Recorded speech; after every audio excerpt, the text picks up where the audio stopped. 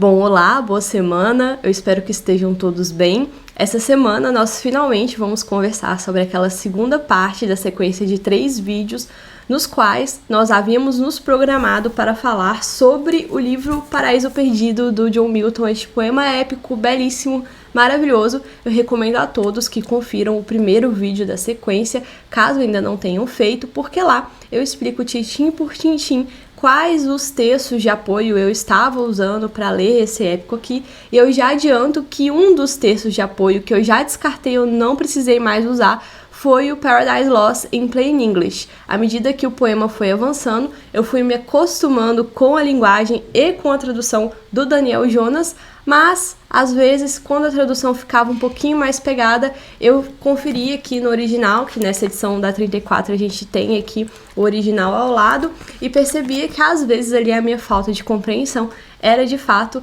derivada da tradução, que ficou um pouquinho difícil. Eu já comentei sobre as traduções no último vídeo. Bom, eu já vou adiantar também que eu acrescentei um texto de apoio, que na verdade eu não esperava que fosse ser tão maravilhoso para a leitura específica do Paraíso Perdido, que é este livro chamado Em Busca do Paraíso Perdido, do historiador Hilário Franco Jr.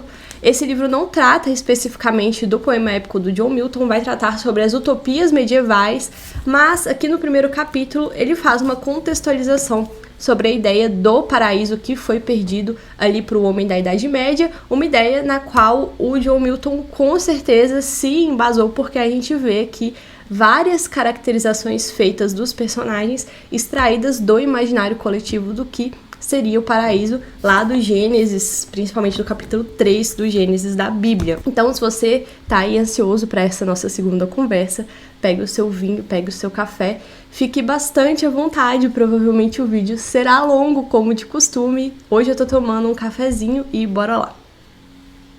Bom, quando a gente abandonou os nossos personagens aqui, vocês hão de se recordar que o Satanás, ou o inimigo, eu prefiro falar o inimigo, você sabe que a minha sogra não me deixa falar esse nome aqui dentro de casa, ela pega no meu pé. Então o inimigo estava ali ajoelhado, sussurrando algumas coisinhas no ouvido da Eva, e a gente não sabe muito bem o que é que ele teria sussurrado.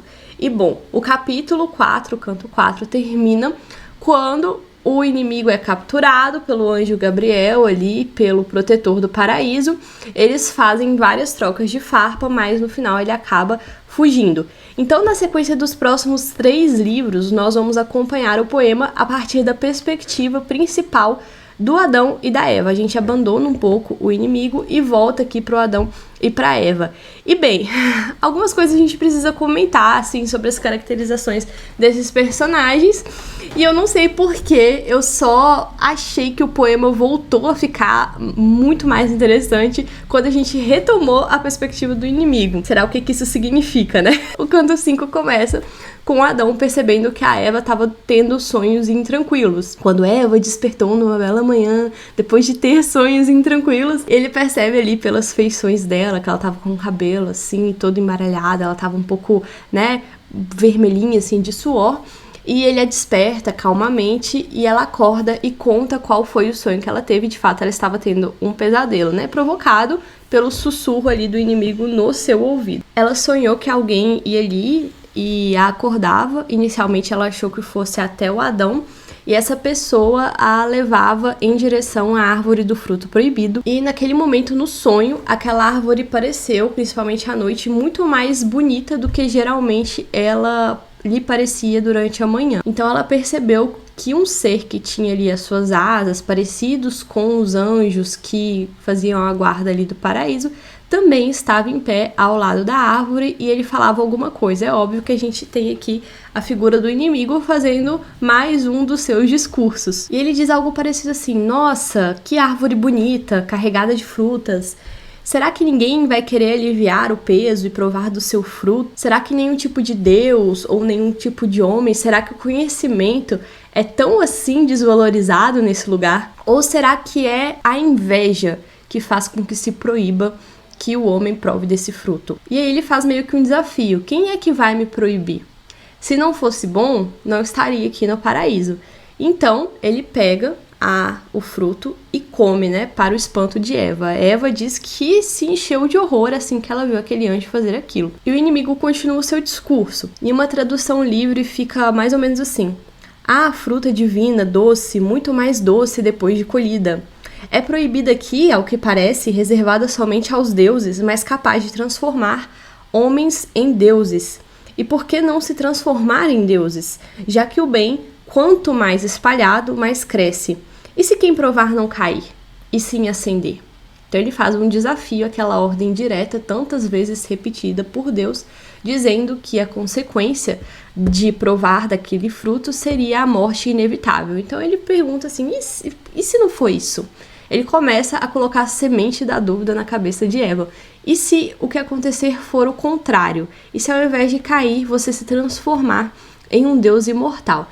E então, ainda dentro do sonho, o inimigo pega Eva pelo colo e a carrega, e ela tem ali uma perspectiva da vista do paraíso, vista de cima, uma perspectiva que ela teria caso ela fosse um anjo ou caso ela fosse uma deusa. O Adão imediatamente reage dizendo que aquilo ali era só um sonho e que provavelmente não significava nada demais. Mas nesse trecho específico, tem uma ideia interessante que o John Milton coloca aqui, principalmente por ser uma ideia do século XVII, então antes daquela formalização da ideia de subconsciente, na qual o Adão reconhece que existem coisas que permeiam assim o ser humano para além da sua razão. Adão diz que na alma se alojam faculdades subservientes à razão, adjacente à fantasia detém o seu posto. Ou seja, existem faculdades na alma que são muito mais profundas, porém, quando a gente está acordado, elas estão subordinadas à razão.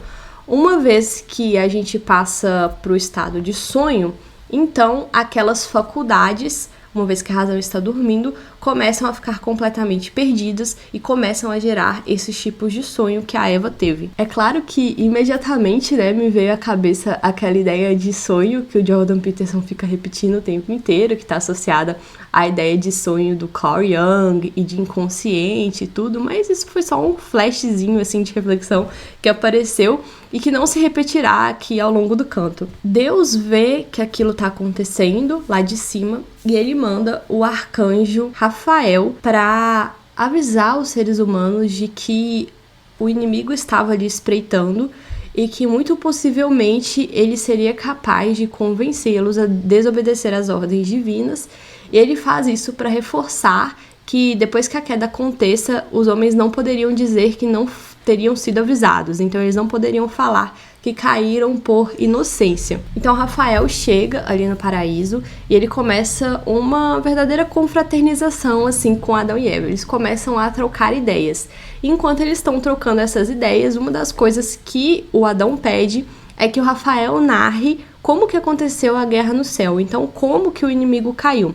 Lembrando que o poema começa em média res, significa dizer que o poema começa com a queda do inimigo. Então a gente não sabia até aqui quais eram os motivos atribuídos à queda do inimigo para o John Milton, e é isso que o Rafael vai descrever.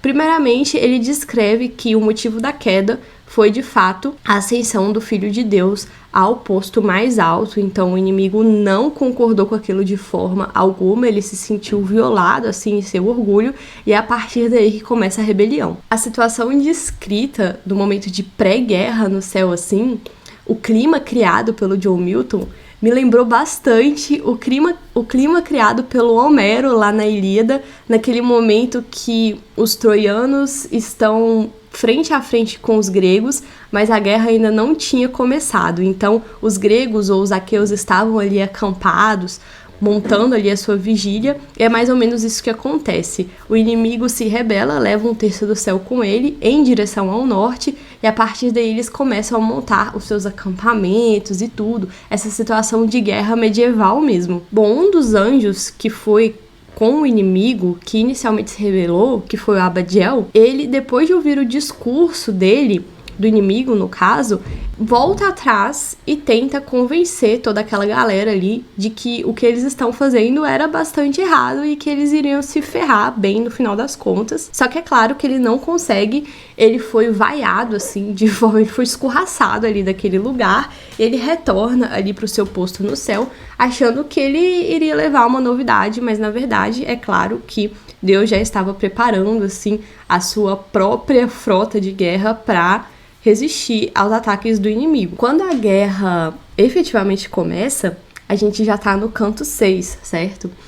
E é interessante porque a descrição da guerra no céu, de novo, parece bastante com a descrição das guerras presentes na Ilíada e até mesmo a troca de insultos, assim, que uma parte faz com a outra, é bem parecido com o que a gente tem no poema épico do Homero. Tem um trechinho específico que me chamou a atenção, que foi quando o Abadiel confronta o inimigo, né, novamente, depois de ter sido escorraçado daquela reunião, e ele fala uma frase bastante profunda, assim, ele diz que em inglês fica My sect thou seest, now learn too late, how few sometimes may know, when thousands are.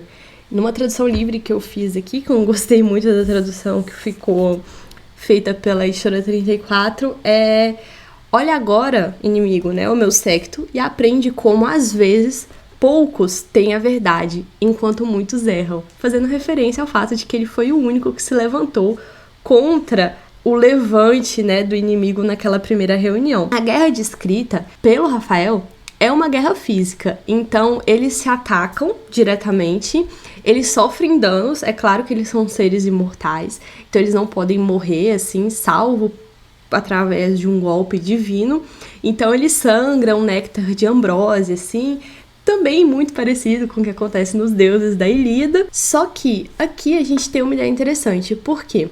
Há alguns teólogos que ficam ali imaginando como teria acontecido aquela guerra no céu, não imaginam a possibilidade de uma guerra física, até porque os anjos não seriam dotados de corpos físicos. Quem fala isso é o padre Paulo Ricardo, que provavelmente o que aconteceu foi uma guerra de palavras. Só que o Rafael já avisa o Adão lá no início que ele tentará transcrever o que aconteceu na guerra do céu para os ouvidos humanos, que seria muito difícil ele fazer isso. Então eu imagino que possa ter sido um subterfúgio transformar aquela guerra que aconteceu em uma guerra física para ficar mais entendível para Adão e consequentemente para a gente. E foi durante essa guerra que o inimigo, pela primeira vez, provou o que seria sentir uma dor física. Então a gente tem essa ilustração aqui do Gustave Doré, que é muito bonita, mostrando aqui a sua situação de desespero depois de ter provado o gostinho da espada do Arcanjo Miguel. Isso aqui seria a espécie de sangue deles escorrendo. Mas assim, como eles não morrem, né, depois desse primeiro ataque que foi repelido pelas hostes do céu, e depois que cai a noite também a guerra se encerra, eles voltam ali para o seu acampamento no norte e começam a reformular o que eles poderiam fazer para um novo ataque. E o que o inimigo inventa é a pólvora, então ele inventa um novo tipo de maquinário.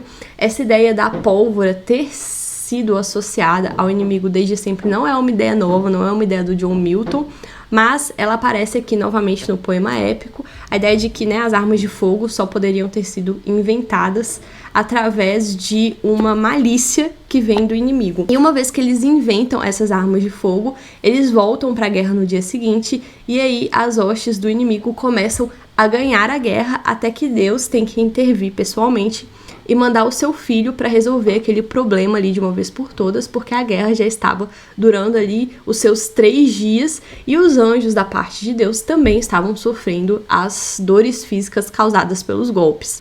Agora, uma parte interessante, e eu não consigo não parar de fazer paralelos com a Ilíada depois que eu li a Ilíada, talvez não tenha sido uma boa ideia eu ter lido Ilíada aqui nesse meio tempo, entre esses cantos, porque é realmente muito parecido. Assim que Deus envia o seu filho, é muito parecido com a parte que Zeus finalmente faz com que o Aquiles vá para a guerra, finalmente aplaca a fúria de Aquiles, né, refazendo a sua honra que havia sido violada pelo Agamenon, Então Aquiles dá fim ali àquela guerra porque ele é quase que uma espécie de todo-poderoso. É a mesma coisa que acontece com o Filho de Deus. Ele não tem dificuldade nenhuma de encerrar a guerra, ele chega com a sua carruagem recheada de querubins e tudo, e ele finalmente expulsa aquele 1/3 do céu que se rebelou em direção ao inferno. Então, as portas do céu se abrem, as portas do inferno se abrem, eles são arremessados ali dentro, 9 dias e 9 noites. Essa ideia do 9 dias e 9 noites, eu fui pesquisar, por que é tão específico, né? 9 dias e 9 noites.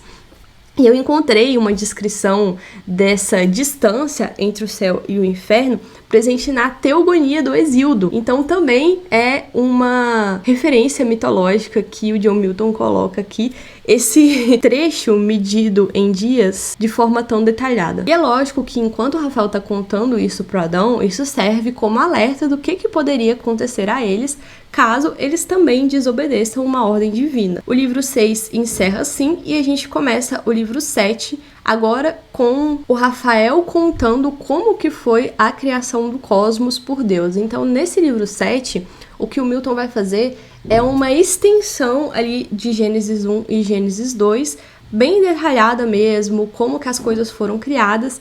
E uma coisa específica aqui é que Deus manda o seu filho junto com os principais anjos para criarem o mundo. E é uma espécie de explicação de o porquê ali no Gênesis 2 especificamente a gente ter a palavra de Deus, a descrição de Deus no plural e não no singular. Isso que dá um pano para manga gigantesco que o John Milton resolveu aqui, colocando a criação através do seu filho e através do filho junto com um séquito de anjos. Então por isso que a gente tem a ideia do façamos as coisas que acontecem ali no capítulo 2. Para ser bem sincera, esse livro 7 aqui é tão detalhado que ele acaba ficando chato, né? Ah, tá bom, a gente já sabe como foi criado o mundo, sabe? É só ler a Bíblia. Vamos passar aqui para a parte da queda, eu quero saber o que acontece, eu quero ação. Então, e a gente também não tem essa ação específica no livro 8, porque no livro 8 o Adão vai contar como ele foi criado e como ele conhece a Eva, como ele pede para Deus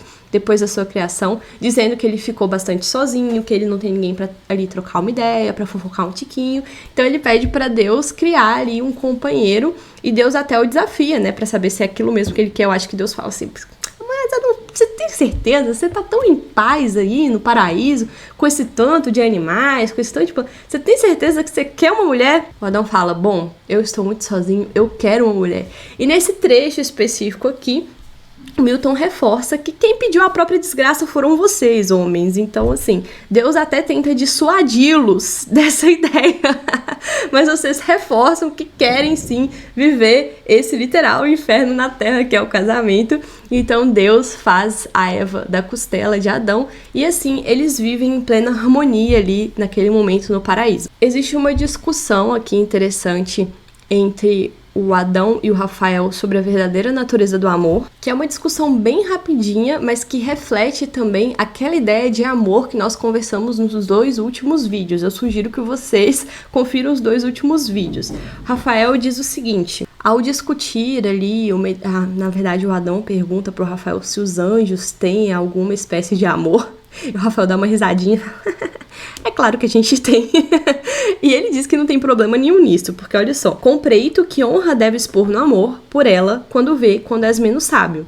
Mas se a sensualidade pela qual homens se propagam parece sobre gozos o gozo, vê que o mesmo se garante a gado e animais, que não seria comum e divulgado se algum gozo ali mais digno houvesse que jungisse alma ao homem e nele sentimentos. Ou seja, existe uma espécie de gozo ali que é compartilhada também por animais, e isso aqui não seria nada de especial, porque, enfim, é uma coisa que também está atribuída a animais. Ali, mais digno, o que de mais humano, atrativo, racional, nela havistes, ama ainda. Em amor fazes bem, em paixão, mal, que de amor verdadeiro não consistem. Este apura juízos e abre a mente. Na razão se tem, e é curial, é escada pela qual ao divinal amor se sobe. Não se atola em prazer carnal, daí não se te achar parceiro entre bestas. Então é por isso que o Rafael também faz, naquela mesma esteira de discussões que nós estamos tendo sobre a dualidade do amor, uma distinção entre o amor e a paixão, dizendo que o amor racional, aquele que está dominado pela razão, ele sim é capaz de fazer você, né, no caso o homem, ascender ali em direção ao prazer divino, o que é muito contrário quando o homem se atola em prazer carnal. Então é por isso que o Adão não achou parceiro entre as bestas, entre os animais. Ele precisava ali de um tipo de razão para que ele pudesse se apaixonar e que ele pudesse se envolver ali na espécie de amor divino. Eu queria agora fazer algumas considerações com vocês com relação à caracterização do Adão e Eva feita nesses livros aqui. E para fazer isso, eu vou chamar ao meu auxílio aqui novamente aquele prefácio do C.S. Lewis, e eu vou chamar ao meu auxílio, como eu já avisei a vocês, este livro aqui do Em Busca do Paraíso Perdido. O primeiro ponto que o C.S. Lewis levanta é que Adão foi criado perfeito, mas ele foi criado perfeito em sua forma adulta. Então não existe aquela inocência infantil no paraíso. Então é por isso que o Adão é quase que um filósofo. Ele conversa em pé de igualdade com o Rafael. Sendo um homem perfeito, é muito difícil a sua caracterização. É muito difícil imaginar o que seria este homem perfeito. Então o John Milton fez o melhor que ele pôde. Ele foi o único homem a não só estar no paraíso, como a conhecer Deus face a face. Isso significa que nós somos, perto de Adão, nós que somos a criança, né? E não Adão que teria essa inocência associada às crianças. Eu quero pedir licença para vocês para ler bastante desse livro aqui com vocês, porque eu acho que esclarece muitas coisas assim de imaginário medieval do qual o John Milton bebeu bastante. Para o Ocidente medieval cristão, que nos interessa nesse livro, a situação sem falha tinha existido no princípio dos tempos, mas havia sido perdida pela incúria humana. Se ser feliz é amar tudo que se tem e tudo que se faz, Adão e Eva estiveram no Éden muito próximos da felicidade. Eles tinham como morada um esplêndido jardim criado por Deus, no qual cada um gozava a companhia do outro, exemplares perfeitos de criaturas modeladas pela própria divindade. Esta lhes incumbe simplesmente de cultivar e defender aquele local sedutor, e em troca faz deles senhores dos peixes do mar, das aves, do céu e de todos os animais que se movem sobre a terra, além de poderem usufruir de suas árvores e plantas. Daí porque afirma um comentário rabínico, possivelmente da segunda metade do século II, que Adão era o rei daquele jardim. Essa ideia de Adão como rei, a gente percebe bem essa realeza sendo descrita aqui no poema do Milton. Mesmo se não falam da condição monárquica de Adão, outros textos insistem sobre a perfeição original do personagem. 2 diferentes livros bíblicos e um apócrifo judaico redigido em grego no século I e trazido para o latim em torno de 400 d.C., atribuem ao primeiro homem grande sabedoria. Tertuliano, no começo do século III, vê no Adão prelapso o amigo íntimo de Deus. Um texto siríaco, de início do século IV, insiste em descrever Adão como perfeito. Seguindo essa tradição, em torno de 1155, uma mística alemã qualifica-o de o profeta das coisas celestes e confirma que se tivesse continuado no paraíso, o homem ter-se-ia mantido em estado imutável e perfeito. Entre 1185 e 1190, um cronista ítalo-germânico pensa que Adão possuía todo o conhecimento, ciência e toda a habilidade, artes. E a nossa discussão terminaria aqui, certo? Mas, como esses 4 livros seguintes foram livros que, na minha opinião, são bons livros, mas que não são tão bons quanto os primeiros que a gente leram, eu quis incluir aqui, ainda na nossa discussão, o livro 9, que tratará especificamente da queda. Porque, né, a gente volta a ter a perspectiva do inimigo e a partir daqui a narrativa começa a ficar muito mais interessante novamente. A gente entende aqui, e o Milton descreve pra gente, que depois de ser expulso pelo paraíso, naquela briguinha ali entre irmãos que o Gabriel e o inimigo tiveram, Satanás fica ali 7 dias rodeando as penumbras do mundo, fazendo as suas voltas, assim, sempre no escuro, para não ser identificado novamente, até que ele acha uma forma de entrar no paraíso novamente através das águas, e ele decide finalmente entrar em uma serpente. Veja bem, aqui ele não se transmuta em uma serpente, ele simplesmente usa aquele corpo daquele animal que era completamente inocente, que estava dormindo na paz ali no matinho dele, então ele se transforma, na verdade, ele possui mesmo aquele corpo, ao invés de se transformar. E ele lamenta assim: ó vil descida, eu que antes lutava pelas alturas de deuses, sou agora forçada a bestas, ao muco de bestas, a encarnar no brutal a minha essência, a mesma que aspirava aos graus de deuses, mas até onde não descem vingança e ambição. Desçam fundo quem aspire tanto quanto subiu, exposto cedo ou tarde ao vil. Vingança, se antes doce, logo amarga de volta se respinga, deixá-la igual, desde que em cheio caia, já que mais alto a quem me fico, sobre quem a seguir invejo, o novo dileto do céu. Homem de barro, obra de ultraje, o qual para nossa afronta só do pó se fez. A afronta pôs-se à fronte. Então nesse ponto a gente percebe que ele não tá mais ligando sobre as consequências daquela transgressão que ele vai fazer. Na verdade, ele quer o ultraje pelo ultraje, ele só quer se vingar da criação do homem que foi feita depois da sua queda. Não tá mais preocupado ali com o séquito que ele deixou ali no inferno para cumprir aquela missão. Quando Adão e Eva acordam e começam os trabalhos, lembrando que o inimigo já se infiltrou ali na serpente, a Eva dá a sugestão para Adão de trabalharem separados, porque é muito trabalho e não tem por que a gente ficar fazendo as coisas junto, então vamos dividir que o negócio renderá mais. E o Adão, é claro, percebe que aquilo ali é uma péssima ideia, principalmente depois de ter recebido o aviso ali de Rafael que existe um inimigo rondando ali, que ele tá doido para fazer com que eles peguem, e ele tenta dissuadir a Eva, mas ele tenta dissuadir a Eva daquela forma que os homens precisam dissuadir as mulheres sem causar a sua ira. Ele fala: ai, Eva, olha só, acho que não é uma boa ideia. E mesmo fazendo de uma forma muito sutil, a Eva se rebela e fala: que você tá achando que eu vou ceder à tentação do inimigo? Por isso que você não pode me deixar sozinho? Você acha que eu sou mais fraca? Aqui a gente já percebe que aquele sussurro ali do inimigo já teve algum efeito no espírito dela. Então o Adão tenta contornar aquela situação falando que não. O simples fato dele tentar te tentar já seria um ultraje, já seria uma forma de ferir o seu orgulho. É isso que eu tô tentando evitar, eu tô tentando te proteger. Conversa vai, conversa vem, ele não consegue convencer. Ele meio que fala: olha só, mulher, faz o que você quiser então. Ela fala: então eu vou fazer o que eu quero mesmo, eu vou sair aqui, vou fazer o meu trabalho e você que se vire pra lá. Eles vão chegando a brigar, é óbvio. Mas ela sai finalmente sozinha, e é claro que a merda acontece aqui, quando ela tá trabalhando sozinha, a serpente se aproxima dela, olha só, e começa a cantar no seu ouvido. Primeiro, a serpente começa dizendo o quanto ela é linda, o quanto ela é maravilhosa, enfim, elevando as qualidades físicas da Eva, e ela: olha, eu acho que esse animal tem algo pra me dizer. E quando ela pergunta: nossa, como que você consegue falar? A serpente diz que consegue falar porque tinha provado de um fruto tchutchuco, de um fruto maravilhoso que havia concedido a ela o dom do raciocínio, o dom da razão.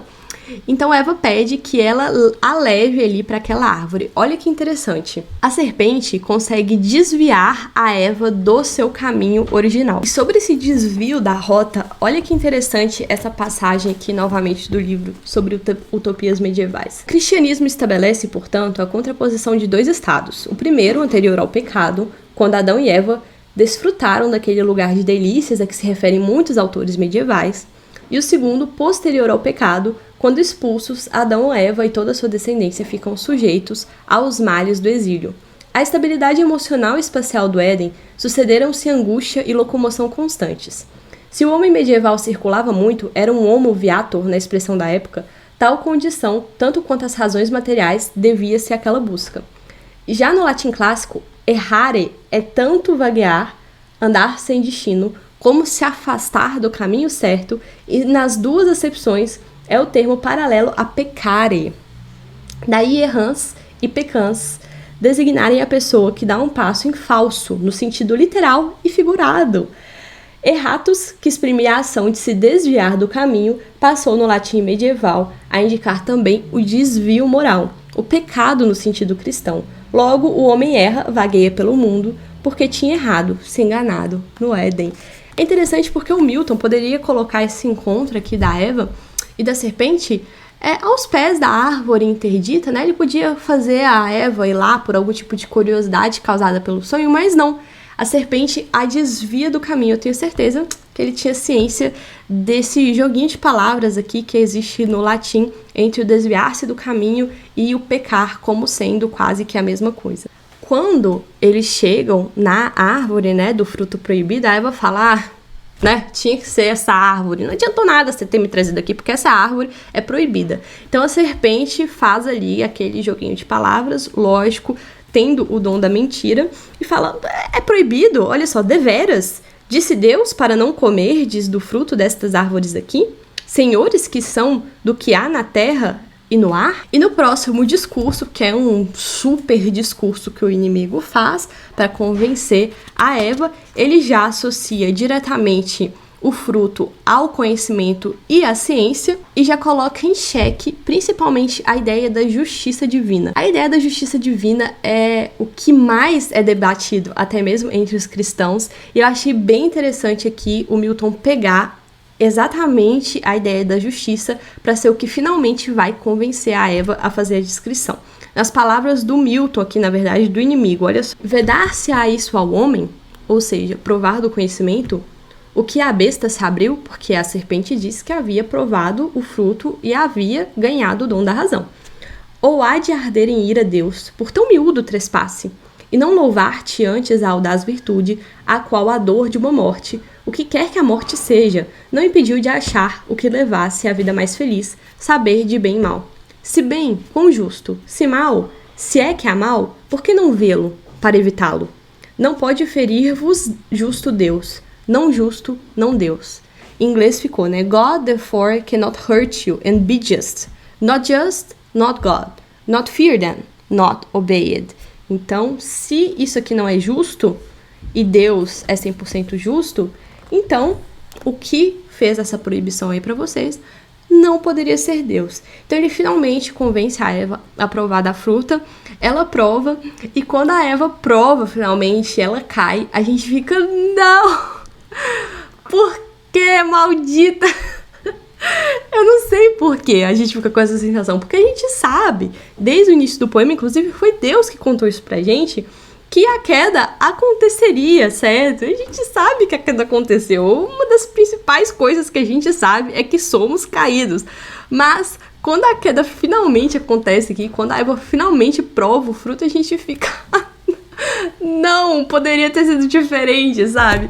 É a mesma sensação que eu senti com a queda dos troianos lá na Ilíada e com a morte do Heitor. A gente sabe desde o início que Troia tá fadada a cair, mas sabe-se lá o porquê. A gente continua torcendo pelos troianos, a gente continua torcendo pelo Heitor, e aí no final, quando finalmente acontece, a gente fica não, why God? Por que, Eva? Maldita, por que você fez isso? Bom, existe mais ou menos um consenso de que a Eva caiu por orgulho, certo? Primeiro a serpente disse que ela é muito bonita, só que aquela beleza deveria ser compartilhada, então todos os seres vivos deveriam adorá-las. Depois, ela disse que aquela beleza carece de espectadores racionais, porque só quem admira aquela beleza são bestas e o Adão, né? Quem que é o Adão? O Adão é quase que uma besta junto para a serpente. E diz que depois de provar aquela fruta, ela seria uma deusa, né? Então ela se tornaria rainha do céu, caso Deus não estivesse negando certos direitos. Então aquela beleza só não está sendo adorada porque existe ali uma coisinha de nada, que é Deus, que está impedindo aquela adoração toda, que está impedindo que ela se tornasse literalmente uma deusa. Assim que a Eva come a fruta, toda sorte de pensamento maléfico já começa a dominá-la. É como se todos os pecados entrassem dentro dela de uma vez só. O efeito da fruta é de um LSDzão, assim. Então, primeiro, ela dá um êxtase, boom, ela dá um boom, assim, na mente dela.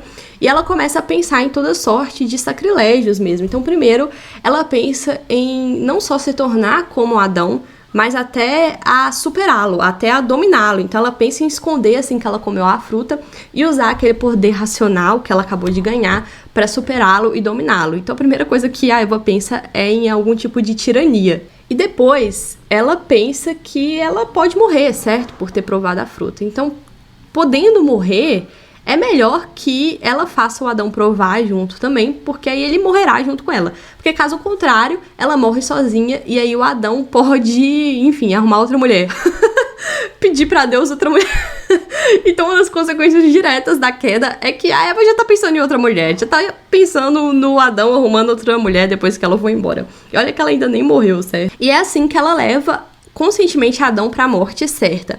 Ou seja, o primeiro pensamento que a Eva teve foi um pensamento de assassinato. Não tem outra palavra pra isso. Ela planeja assassinar Adão. E olha só, essa ideia de que, de fato, os crimes cometidos não só por Eva, mas também por Adão, foram crimes de assassinato, também é uma ideia que perpassa o imaginário medieval aqui sobre a queda. Olha só, se o exílio era destinado no direito humano a certos crimes, com mais razão no direito divino, que assim castigava os assassinos da humanidade.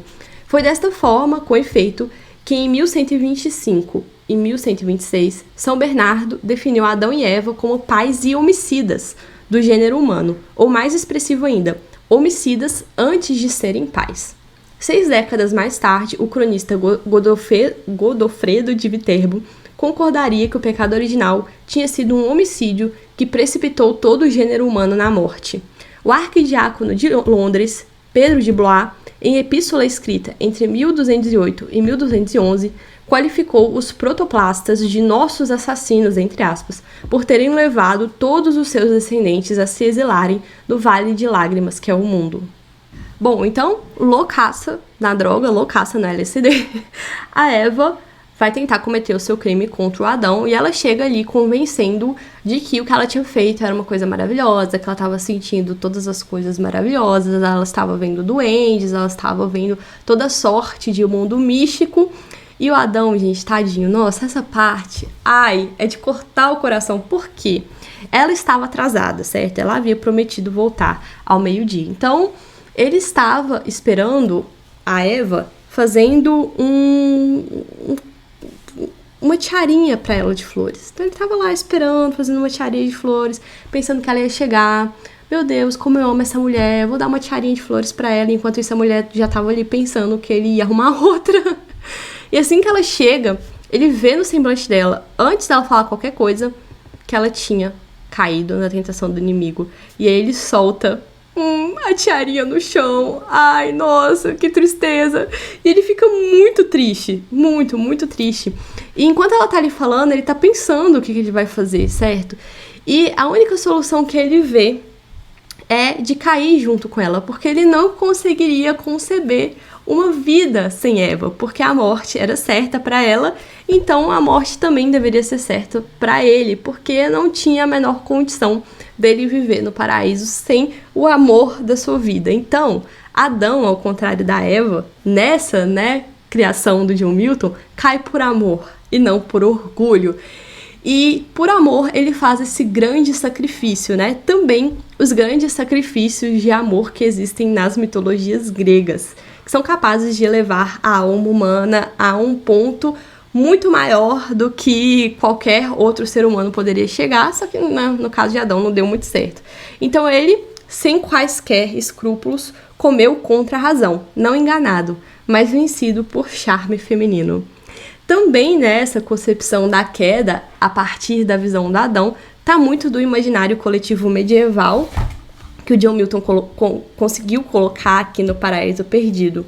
Porque a gente vai ler aqui um trecho grande, mas eu preciso fazer isso porque, enfim, eu acho que essa descrição aqui é simplesmente maravilhosa. Antes do pecado, Eva possuía grande beleza, que pode ter se revelado perniciosa, assim como a beleza de Pandora, a primeira mulher, é bastante perniciosa. Pode ter contribuído para a fraqueza de Adão. Lembrando que Eva é comparada a Pandora pelo próprio John Milton, pois ele não resistiu ao medo de ver a mulher expulsa do Éden, deixando-o ali sozinho, razão pela qual teria decidido comer o fruto proibido. Pelo menos assim pensava uma tradição judaica aceita pela Europa Latina, que até o século XII manteve estreita relação com aquela cultura. A maior autoridade moral para a Idade Média introduz uma matriz na ideia. Adão acompanhou a mulher no erro por amizade benevolente, avalia Agostinho. Ainda em meados do século XIV, um cronista franciscano florentino conta que, depois de ter recusado o fruto oferecido pela mulher, Adão viu Eva se entristecer, e temendo que por causa dessa tristeza lhe faltasse prazer em condições de engravidar, resolveu ceder e comeu o fruto como ela pedia. Ah, sério, isso é muito bonito, mas é muito triste ao mesmo tempo, O que acontece depois da queda, eu acho que vocês devem imaginar, né? Então, a primeira coisa que eles se imbuem é do pecado da luxúria, então eles se desejam, assim, de forma completamente diferente daquele desejo que existia antes da queda.